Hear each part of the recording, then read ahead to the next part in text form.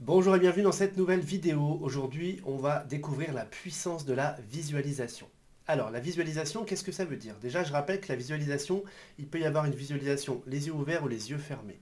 Visualiser, ça veut dire fermer les yeux, par exemple, si on le fait les yeux fermés, et imaginer quelque chose. Alors, il y a des personnes qui me disent, moi, j'arrive pas à visualiser, je peux pas visualiser. Quand je ferme les yeux, c'est complètement noir.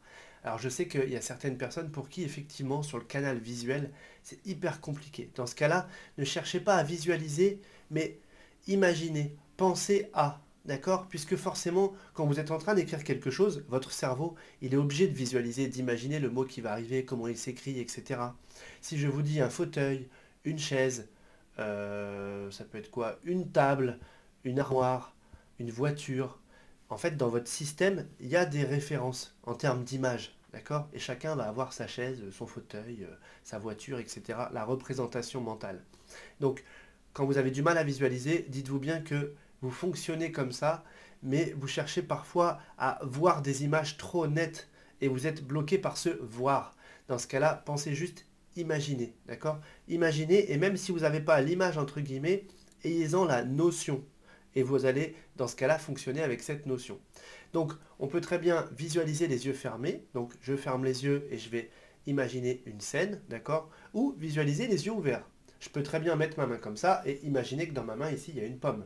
Et je peux là dire, ok, je la visualise. Je la vois pas, je la visualise. Ça veut dire, j'imagine qu'il y a une pomme ici, d'une certaine couleur, d'une certaine taille, peut-être certaines aspérités. Et vous voyez, je vais commencer à mettre du détail. Dans ce cas-là, ma visualisation, elle va prendre de la puissance.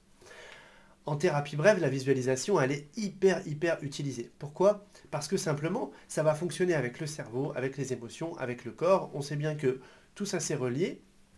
Et retenez que le cerveau, si je ne vous l'ai pas déjà dit, il ne sait pas faire la différence entre ce qui est vrai et ce qui est faux. Mais ce que vous croyez vrai, il va tout faire pour le rendre vrai.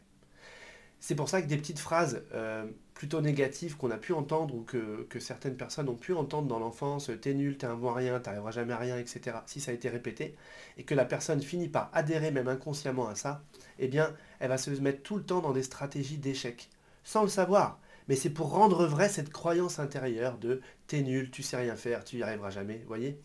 Alors que des croyances positives, si on nous les répète, ça va nous tirer vers le haut, ok? Parce que, encore une fois, le cerveau, lui, il croit que c'est vrai, donc il ajuste tous les paramètres pour rendre ça vrai dans la vie de tous les jours. Et la visualisation, à quoi ça sert? Eh bien, ça sert comme à proposer à tout notre système, que ce soit notre système émotionnel, notre système nerveux, notre mental, nos circuits neuronaux, cognitifs, etc. On va leur proposer une expérience et en fait, tout ça, ça va être intégré comme, je dirais, une destination à atteindre, vous voyez? Et ça veut dire que, qu'il s'agisse d'un objectif sportif, un objectif professionnel, vous devez passer à l'oral, vous avez un entretien, vous avez juste peut-être une discussion à avoir avec quelqu'un et ah, c'est pas évident quand vous y pensez, eh bien, posez-vous, fermez les yeux et visualisez. Visualisez ça comme si c'était déjà fait, comme si c'était déjà fait. Je vais vous donner deux astuces différentes. Il y a un état que l'on appelle associé et un état que l'on appelle dissocié. Ça veut dire quoi? Ça veut dire que si je ferme les yeux et que je me vois dans une scène, je vais voir Maxime dans la scène, eh bien je vais être coupé de mes ressentis et de mon système de croyance. D'accord? Alors que si je suis dans la scène, par exemple je ferme les yeux et je vois les choses autour de moi comme si j'y étais vraiment, eh bien je vais être connecté à mes ressentis et à mon système de croyance. Alors, où est-ce que je veux en venir? Ça veut dire que si par exemple j'ai un objectif de parler devant 50 personnes et que ça me fait un peu flipper, eh bien forcément que si je ferme les yeux et que je m'imagine devant ces 50 personnes, waouh, ça va pas être confortable comme expérience à faire en visualisation. Donc je vais biaiser le système. Je vais dans un premier temps me voir en dissocié, c'est-à-dire je vais voir Maxime devant ces 50 personnes.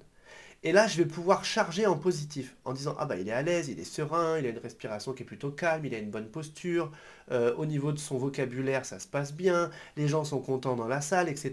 Et vous voyez, je vais charger l'expérience. Mais d'abord en dissocier. Comme ça, mon système de croyance et mon système émotionnel vont pas mettre de frein à ça. Donc je vais d'abord créer une expérience, et je vais envoyer de l'info, envoyer de l'info, envoyer de l'info, et puis au bout d'un moment, quand j'ai bien chargé en positif, et bien là je vais passer en mode associé, c'est-à-dire que je vais à nouveau être cette fois-ci dans la scène, mais comme si j'y étais vraiment. Et là je vais tout voir à travers mes propres yeux. Ces 50 personnes seront devant moi, et je vais me reconnecter à tout ce que je viens de faire, c'est-à-dire j'ai une bonne respiration, une bonne posture, je trouve les mots justes, je vois les gens devant moi qui sont contents, etc. Et tout ça, en fait, je vais envoyer tout ça dans mon système. Ça va être des informations qui vont être enregistrées. Et pour mon cerveau, quand je vais ouvrir les yeux à la fin de cette expérience, eh ben lui, il va croire que j'ai vraiment vécu ça. Donc, quand je vais penser à cette prochaine expérience où je vais devoir vivre ça, eh bien lui, il va avoir comme une expérience de référence qui va être positive. Et donc, il va beaucoup mieux réagir et je vais pouvoir mieux anticiper. Et ça, vous pouvez le décliner pour tout un tas de choses dans la vie de tous les jours.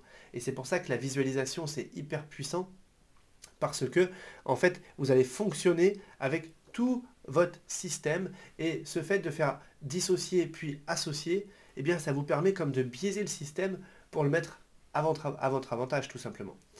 Et aussi, autre chose, une fois que vous avez vécu cette expérience, que vous l'avez vraiment vibré, je vous conseille même de le refaire et cette fois-ci d'y rajouter tout le système émotionnel. C'est-à-dire qu'il y a tout ce que vous avez vécu et aller chercher ce que ça génère en vous, comment vous vous sentez, comment vous ressentez les choses, qu'est-ce que ça génère entre le début de cette expérience et la fin de cette expérience où tout s'est bien passé.